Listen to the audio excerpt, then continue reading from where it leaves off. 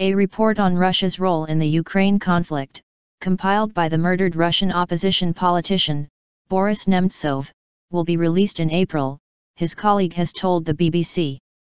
Ilya Yashin said most of the material gathered by Mr Nemtsov had been retrieved, despite police searches of his apartment and offices. Mr Nemtsov was shot dead on February 27 while walking near the Kremlin. His allies have said the killing was linked to his criticism of the Kremlin. Several men from the Caucasus region have been arrested for the murder, prompting suggestions of an Islamist link to the attack. One of the men charged over the murder has said he was forced into a confession. Mr Yashin told the BBC that a team of experts had been assembled to complete Mr Nemtsov's report. He said the team had recovered most of the material gathered by the politician, and was expected to make further reporting trips to complete the work he had planned. Mr Yashin did not provide any further details about the report.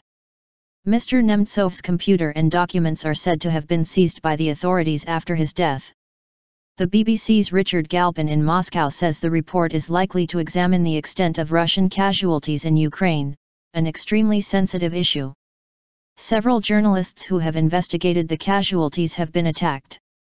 Ukraine's military has been battling pro-Russian separatist rebels in the country's east. The Ukrainian government, Western leaders, and NATO say there is clear evidence that Russia is helping the rebels with heavy weapons and soldiers.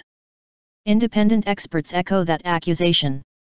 Moscow denies it, insisting that any Russians serving with the rebels are volunteers.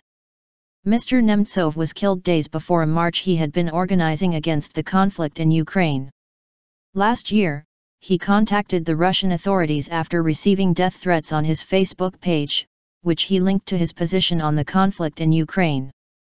Mr Nemtsov's supporters have questioned suggestions of an Islamist link to his killing, arguing that he was not a prominent critic of radical Islam and focused most of his criticism on President Vladimir Putin. President Putin has condemned the murder and vowed to find the killers.